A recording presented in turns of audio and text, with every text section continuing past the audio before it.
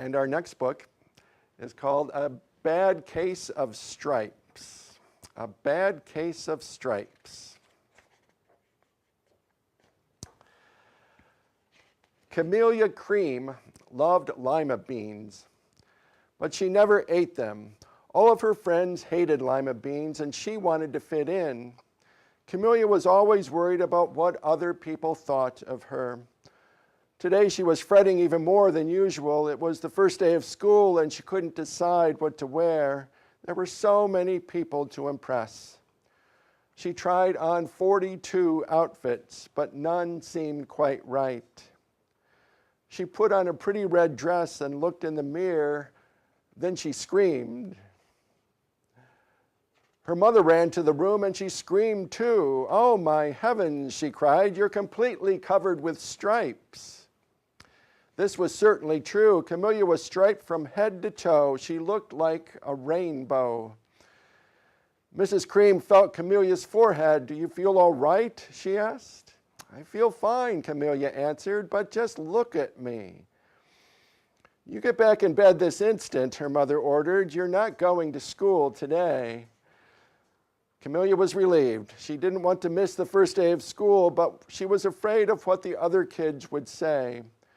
And she had no idea what to wear with those crazy stripes. That afternoon, Dr. Bumble came to examine Camellia. "Most extraordinary," he exclaimed. "I've never seen anything like it. Are you having any coughing, sneezing, runny nose, aches, pains, chills, hot flashes, dizziness, drowsiness, shortness of breath, or uncontrollable twitching?" "No," Camellia told him, "I feel fine." "Well then," Dr. Bumble said, turning to Mrs. Cream, "I don't see any reason why she shouldn't go to school tomorrow. Here's some ointment that should help clear up those stripes in a few days. If it doesn't, you know where to reach me." And off he went. The next day was a disaster. Everyone at school laughed at Camellia. They called her Camellia Crayon and Knight of the Living Lollipop. She tried her best to act as if everything were normal, but when the class said the Pledge of Allegiance, her stripes turned red, white, and blue, and she broke out in stars. The other kids thought this was great. One yelled out, "Let's see some purple polka dots." And sure enough, Camellia turned all purple polka dotty. Someone else shouted, "Checkerboard," and a pattern of squares covered her skin. Soon everyone was calling out different shapes and colors, and poor Camellia was changing faster than you can change channels on the TV. That night, Mr. Harms, the school principal, called. "I'm sorry, Mrs. Cream," he said. "I'm going to have to ask you to keep Camellia home from school. She's just too much of a distraction. And I've been getting calls from the other parents. They're afraid those stripes might be contagious." Camellia was so embarrassed. She couldn't believe that 2 days ago everyone liked her, and now nobody wanted to be in the same room with her. Her father tried to make her feel better. "Is there anything I can get you, sweetheart?" he said. "No, thank you," sighed Camellia. What she really wanted was a nice plate of lima beans, but she had been laughed at enough for one day. Well, yes, I see," Dr. Bumble mumbled when Mrs. Cream phoned the next day. "I think I'd better bring in the specialist. We'll be right over." About an hour later, Dr. Bumble arrived with 4 people in long white coats. He introduced them to the Creams.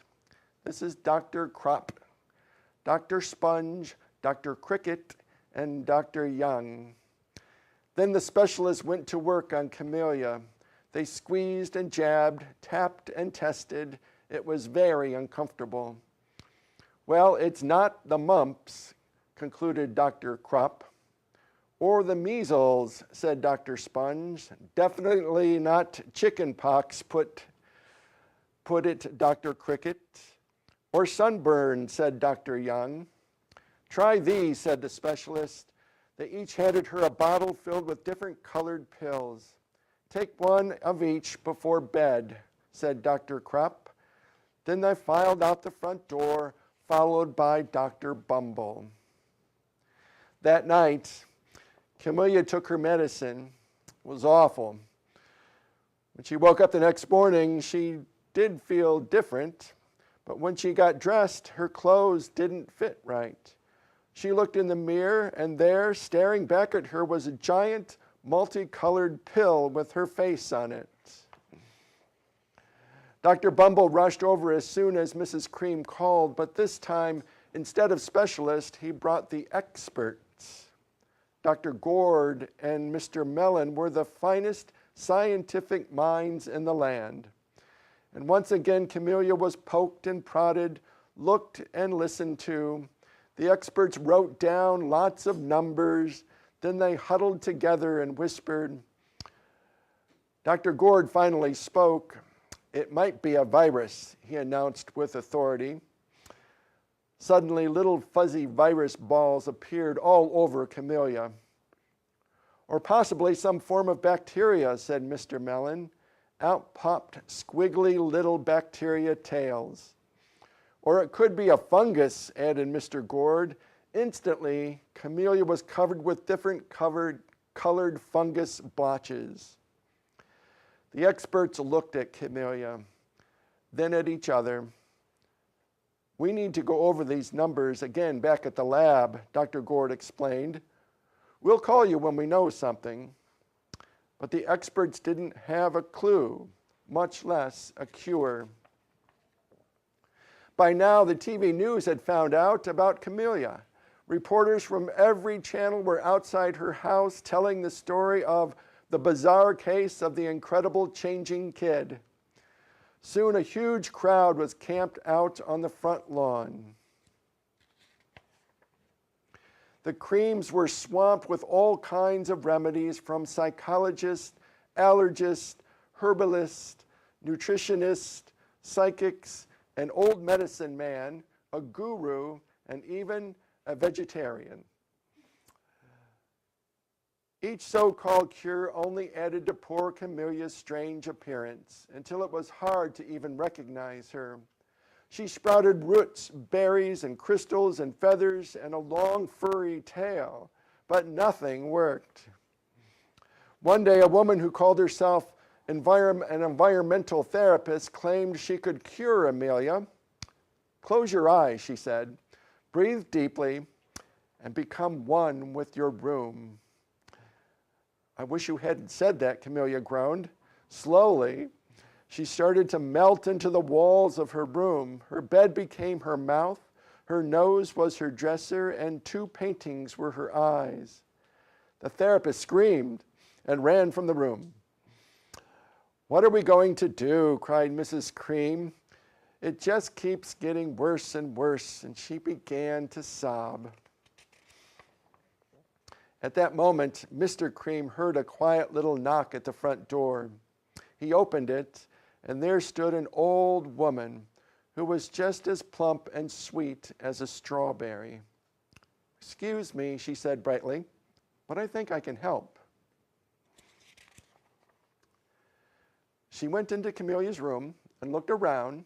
"My goodness," she said with a shake of her head, "what we have here is a bad case of the stripes. One of the worst I've ever seen."